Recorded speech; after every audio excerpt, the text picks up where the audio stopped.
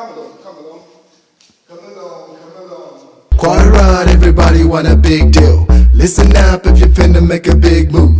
Salah, come and listen to this good news. Hello world, from whichever time zone you're catching me from. My name is MD90 and welcome to my YouTube channel. If you're not subscribed to the channel, make sure you hit that subscribe button. Well, from the title of this video, you already know who I'm hosting. I'm hosting the dopest, freshest name in the game, MACKY2. What's up, big bro? I'm good, man. How you doing? Thanks for taking the time to find yourself on my channel. Anytime, man. Anytime. We're just coming from your birthday weekend. This is like the day afterwards. How was your birthday overall? It was great, man. It was great.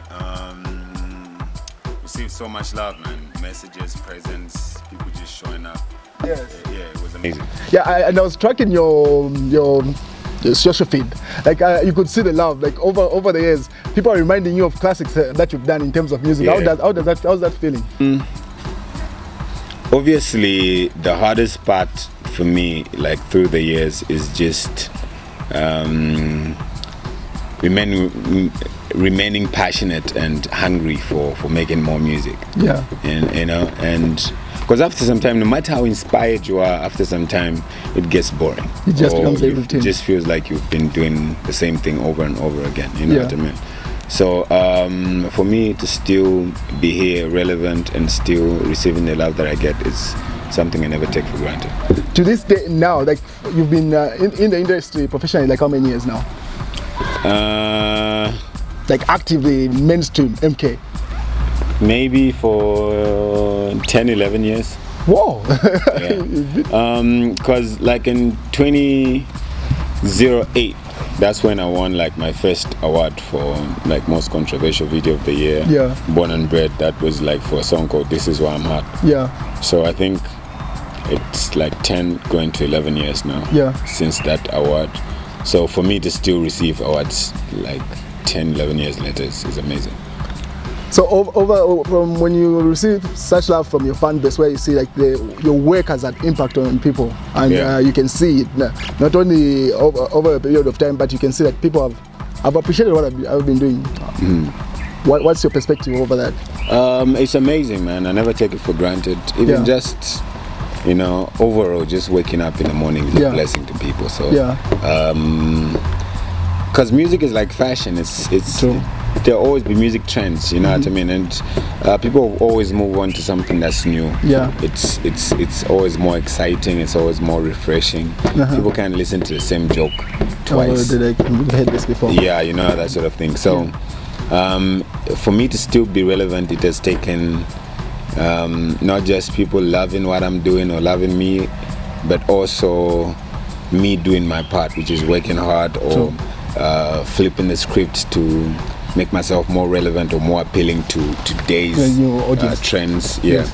So it has taken all those things, but it's still amazing. It's still a blessing. I'm still here. Yeah, and you said something about being passionate and being hungry for success. It dwindles after a number of years that you've been doing it. It's like you're just doing everything over and over again. So what keeps you thirsty or hungry for more? Because it seems like if you look at the industry, the Zambian music industry, like pretty much you've hit all the apex goals that you can say, like everything that everyone else has hit, if not more, you've hit that. So what keeps you to say, I want to do music again? I think kwa divaida style yako wati umuntu ashitaka korora then apisha mufata alifika bani last I stand relax and then there are people who own private jets but still wake up early in the morning and go to bed late. You know what I mean? They still their dreams are still bigger than just that private jet. True. So I think it's the same mindset that a lot of people have who keep chasing their dream even when they win video of the year, album of the year, or song of the year. It seems like I appreciate the love that I get and I never take any of that for granted, but I think my dream is bigger than just that. So I'm content and I appreciate everything I have achieved up to now. Yes. And some of these experiences have been humbling, but I think my dream is way bigger than what I've achieved. Yes. You know what I mean? So that's what keeps me going. Even if yeah, man, it's as big as, you know, winning a Grammy or a BET award. You know? Man. Yeah. Let it be so. So this year, correct me if I'm wrong, Bomba Fair is a single from this year, right? We dropped like 3-4 singles this year. So that's one of them. Wombafe was the first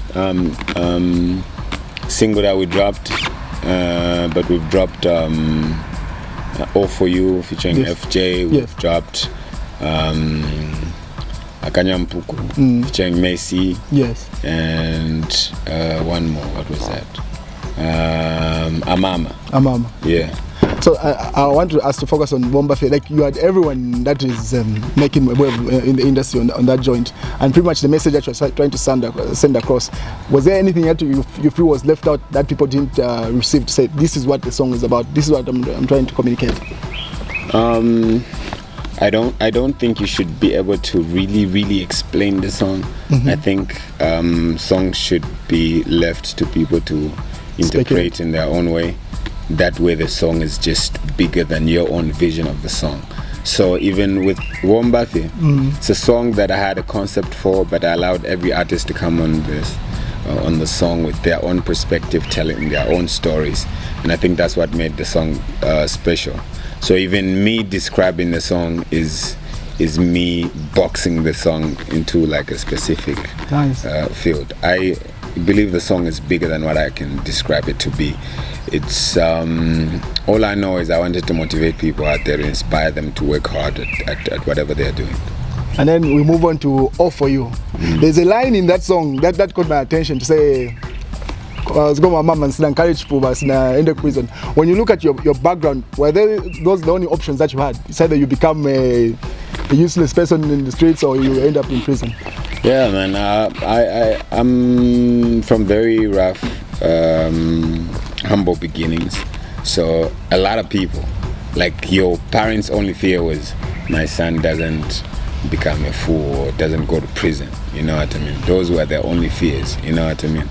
Yeah, I come from like a background where, like, if your parents get you through the school, that's high school. Through school, whether it's high school or college, they've done their part.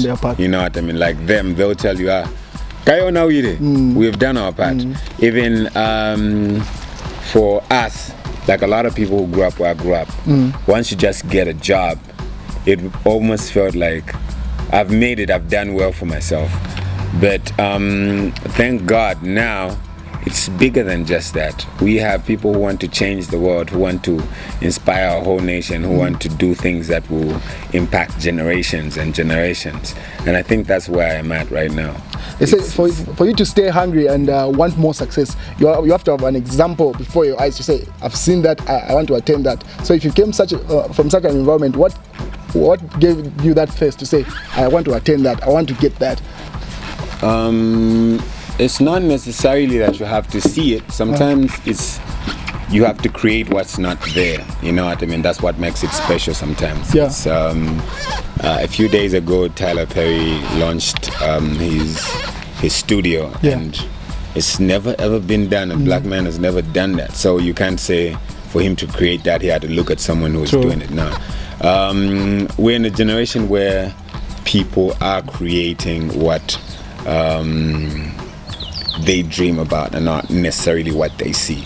You know, you create a world that you want to see and not necessarily what you're seeing. You know, that sort of thing. Of course, I've had a lot of people inspire me in different fields.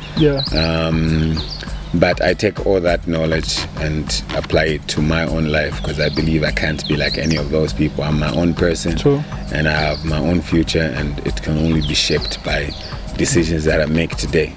Yeah. And when we look at All For You, the video itself, like there's a lot of footage of you and your princess, even audios that no one has ever heard of, even a couple of other major artists from the industry. Like, how was it for you to finally to say, okay, I'm ready to put my princess in the public eye like that?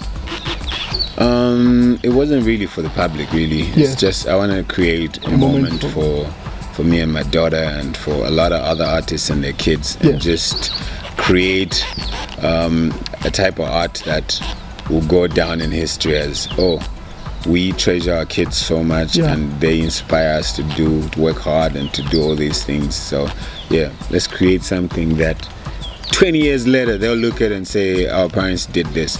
And also to encourage a lot of young parents out there that you need to be there for your kids. And your kids are eventually going to be who they're going to be because of the decisions that you make today, because of the love that they got from you, because the examples that you put in front of them. So, yeah. And then I wanted to dig in, you and Mampi particularly, you seem to have you're no longer just friends, like there's a... Yeah, that's my sister. The family. Yeah, like, yeah. How did you meet Mampi? Like, your first meeting, your first interaction with Mampi? I think I met Mampi in like 12 years ago, like in 2007. So pretty much around the time that you were active in the industry, getting... Yeah, pretty much the time I was... The danger zone times. Yes. Yeah. So her song, her reply song, called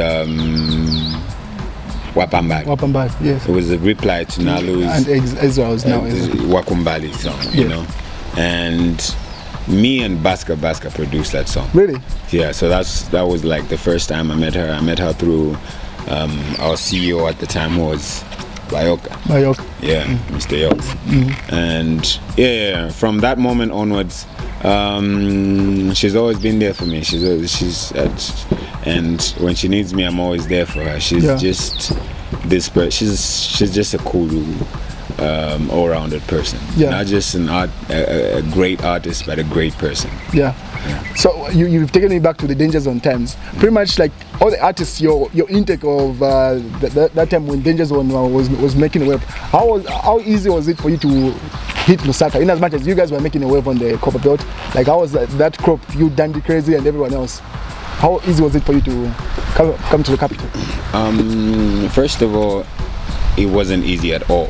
Easy shouldn't even be in the conversation here, because at that particular time, the only radio station on the Copper Belt was Ichengero, you know, that sort of thing. Catholic radio station. Yeah, no TV station. No, this is before Facebook blew up. This is before Instagram. This is before YouTube really blew up and stuff. So this is like a time when people solely dependent on TV and radio to push things, you know, that sort of thing. And the only people who really blowing up from where we were, that's Angola, were Glorious Band. Those were like the biggest artists that you'd see. Of course, we had artists like Love Dog. Yes. Oh, Love Dog wasn't part of your team? No. Love Dog was with Blazer. So Love Dog was from Kitwe, and Unique was blowing up with his Lose Your Balance song. Love Dog had a song called My Love. Yeah. You know, we had a lot of a few other artists blowing up from Kitwe. Yes. And FM was from Karalushi. Yes. But working from Kitwe is Ben. Yeah. So anyway, in Chingola, the only people that would really see this they were big. They were big. Before social media, where you could literally see like, a Glorious Band, you know. So from your team, who was the first person to hit the wave that you said this guy has gone through? Of course, like my first studio recording was like in 2002. Yeah. So for me to by the time I was getting to like 2007, 2006, I had been recording for years, you know what I mean? And I already had to my joints like there was a song called Too Hot for TV Takeover. There was another one called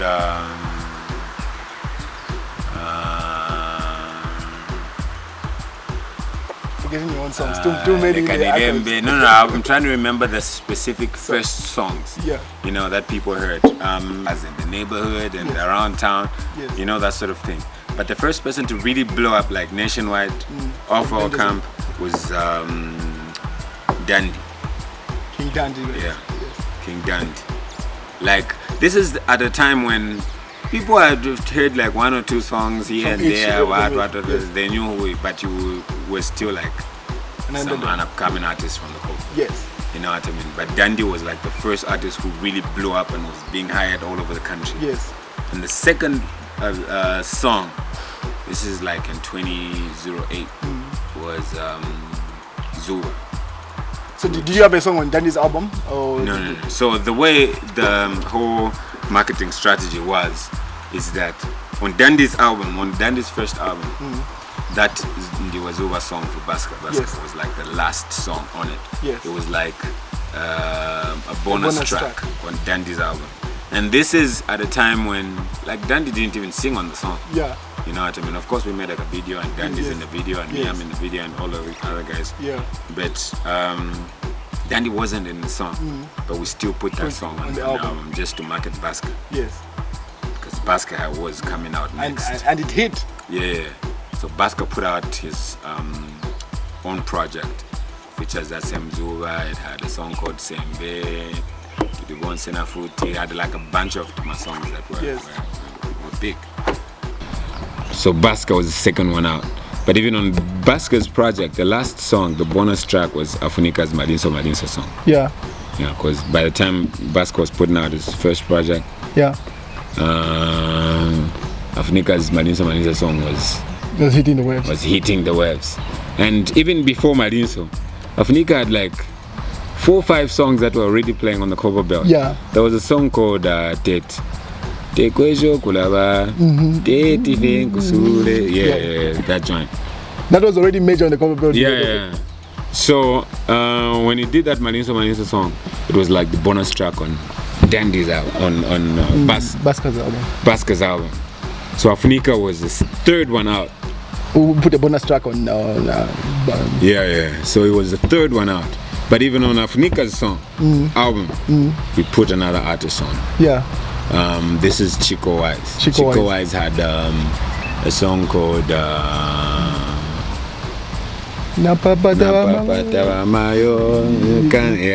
was a bonus song on Afunika's. By the way, Chico Wise and Afunika used to be in a group called Authentic Boys. Oh, they were a team even at the time, or they were solo artists at the They were solo artists at that particular time, but way before. Yeah, they used to be in a group. I think it was the 4 of them. It was Jojo, it was Afunika, it was Chico Eyes, and there's another one called Kana Wakawizo. Yes. 4 of them. They used to be called the Authentic Boys. Yeah, they were like our own version of Westlife or Backstreet Boys. Did you ever put your track on any of the albums as a bonus? So my album, I was really against like putting out an album when I was considered an upcoming artist. Like I wanted people to be buy the album when they feel like this is the biggest artist out. I know, right? You know, that sort of thing. Especially at a time when, at that particular time, Danny was at his peak, Exile, all those guys. You know, that sort of thing. How are you going to put out like an album saying, like, who the hell are you?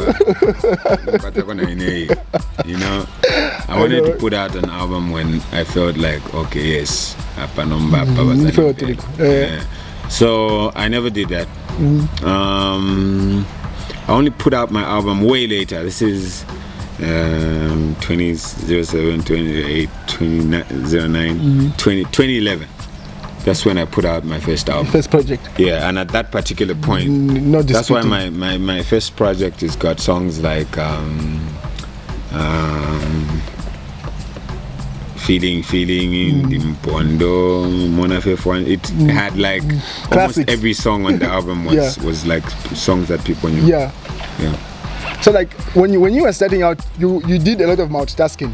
From my understanding, you used to do your own videos, like working on your own videos. You used to sound engineer your own tracks. Yeah. And you used to sing and rap on your own music. And coming out, like your intro itself, like the dopest, freshest name in the game, MACKY2, Flavor Boy. Like, how has your confidence helped you to get where you are right now? A lot of us, you know, like a lot of us, it was really the ignorance that really helped us. You know, a lot of people say knowledge is power, and there's truth to that, but sometimes you not knowing means you think as authentic and as organic as possible. Like you be original because you don't know anything else. Yes. Yeah, and if that is mixed with a lot of confidence and just belief in yourself, you're explosive, you know. J-Max's first song that I ever heard from J-Max, a song that really convinced me, like, this is a super dope producer. Yes. A song where he says, upcoming at the powerful, you know, and I really believe that. Because once you're an upcoming artist who, you have no limits. People don't put you in any box. People don't expect anything from you. Experiment with yeah. You know what I mean? You have nothing to lose. Nothing you know to what lose. I mean? Yeah, as low as it gets. Yeah. And that's how we began. We really had nothing to lose, and we didn't see any limitations. All we wanted to do, look, we have to shut it down. Another thing is that you've called a lot of artists to say, co-signed, let me say. You've co-signed a lot of artists to say. One of them is being your young brother. Like people that I remember calling that shot to say is you and Mampy. That's why I asked about you, your relationship, you and Mampy. There was a time that she had an interview and she was asked to say, who do you think is the next biggest thing? Mampy clearly said, say, MACKY2's young brother. This is the time when everybody, myself, I used to think he was an extra person, like you guys look alike. The way you have DJ Booga, you've got Flavor Boy and Sheffy. I was thinking Sheffy was another persona that you had created. And she easily put it out to say, you should listen to Sheffy, he's the next biggest thing. And you called that, and a couple of other artists. When you look at their success, people that you've called out to say these are going to be successful, how does it make you feel to say, okay, I saw this coming? I think at some point you can see because one thing about our industry is it's not just about your talent. It's about whether you know what people want and whether you can deliver. You know what I mean? Over the years, I've seen like a lot of people who are not particularly talented, like, or they don't have like an angelic voice, but they know what people want and how to give them that, you know, that sort of thing. And somehow you can see it. Even when someone is like unknown, you can see that this guy is a likable person. And once just get the right platform or the right spotlight, they're going to blow up. Yeah. So it's not even like we have made them big or superstars. It's just the fact that we have provided a platform for them to shine like a light. Hello. And people actually see and they find out, it's true, he's actually dope. And you find that easy to do. That's one thing that no one can argue with. Say, even on your platforms are not the smallest, they must be the biggest in terms of online platforms, individual online platforms. But you don't struggle like to say, okay, this guy, you check him out. Your Instagram is filled with such. There are a lot of people who kind of did that same thing for me. I know I have songs like Ranching and what I'm complaining about how people never gave me a shot. But really, there are a lot of people who believed in me even before like I really got like a proper platform. For example, the first time I was on Smooth Talk, the first time I won like that same one of the awards is because IK invited me to for a show on Smooth Talk, and I went there and we had an interview and they played the video for the first time on ZNBC, and that was it. That's how it began. The first time I was ever on like on FM is through Peterson, who just believed in my music so much and introduced me to a guy called Spencer.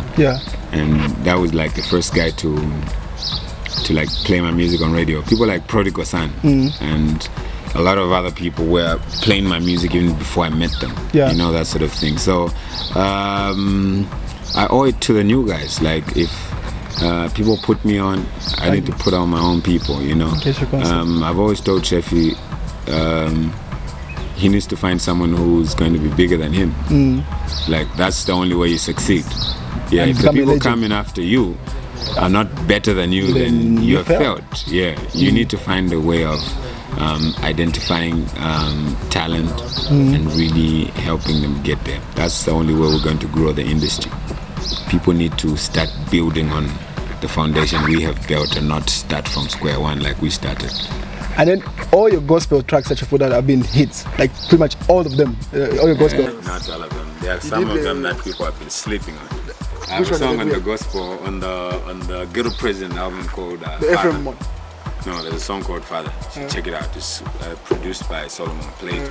Maybe soon we'll make a video for it. Maybe. You are just alone on the song? Yeah. So it's like even EMI, people thought it was a new song. It's a song on the Ghetto Prison album. Yeah. Today we're putting out another song called... a video, you mean? Yeah, another video called No Guts, No Glory. Yes. Features FJ off the Ghetto Prison album. Yeah. So sometimes when you put out an album, people won't really give attention to like, everything, but whatever is making the wave, that's what they focus on. Mostly the singles will get attention. Yeah. Yeah. So the question I wanted to ask is, are we seeing a Kanye West move on you, like you do a full gospel album or that? No, why would I do that? Because I'm a Christian, but I believe even God wouldn't want me to just talk about one thing. You know, God would want me to address like a lot of issues that our community is facing. You know, music is meant to be educational, it's meant to be educative, to be inspiring. It shouldn't just be about God, you know. So I respect people who've chosen to just sing for God and dedicate their talent to God. But I believe personally that God would want me to sing about different things that social norms that affect our community. God would want me to inspire His people, and through songs like EMI or For You, I put out messages that are, you know, needed. Yeah. To put out. Yeah. And then on your story, right, on your Insta story, one of the shares that was it that displayed it was you sharing out the new Muzo song. That one was like, that wasn't for sin. How's that? No man, he's putting out a song. No bad blood. Zambian music. We push it. Regardless. That's it. Regardless. So before the end of the year, I think we'll put out like 4 more videos on your YouTube channel. Yeah, and yeah, this year I just want to put out more visuals and see if we can put out 2 more songs. If I have another song with Your Maps, we're shooting a video for it. You should look out for it. But yeah.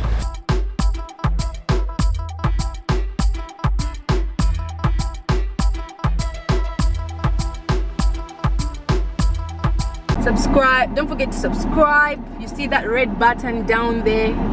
That same red one, click it.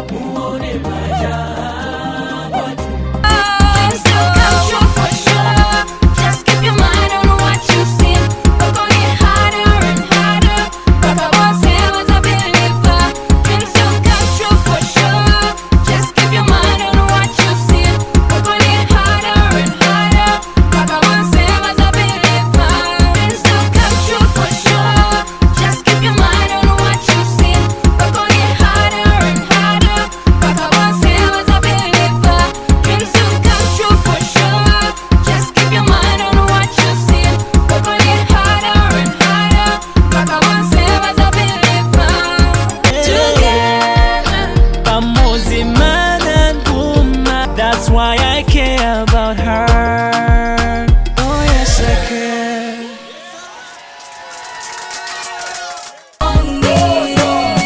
My God is on my side, he's taking me from the back to the front, moving me from left to right. I will praise him for my life. I supply fire when I'm in need of trial. I will never ever go to Langani Naive. Kulena wa malena, I'm moving in your fire. You love lifting me higher to meet your new desires. From me, from me,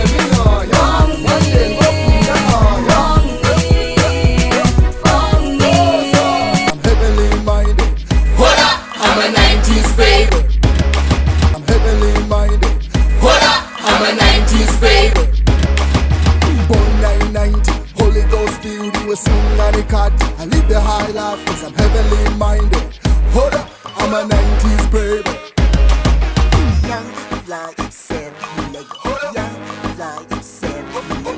Young, fly, said, leg. Young,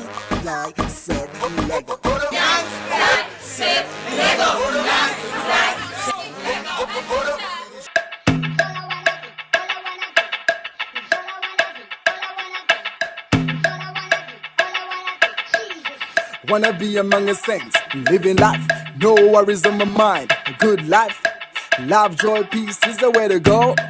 Anywhere else I will never go. Elo nigangena mugia, in the river, ride. All my people from the north, and all my people from the south. Tell me, have you heard about this Jesus? Tell me, have you heard about this Jesus? All my people from the east, and all my people from the west. Tell me, have you heard about this Jesus? Tell me, have you heard about this Jesus? Wanna be like you, with the way that I walk. Wanna be like you, with the way that I talk. Wanna be like you, with the way that I am. Wanna be like you, wanna be like you, with the way that I walk. Wanna be like you, with the way that I talk. Wanna be like you, with the way that I am. Wanna be like you, wanna be. We're moving on to the next video. Which is going to be very interesting. Very interesting. Stay tuned. Stay tuned.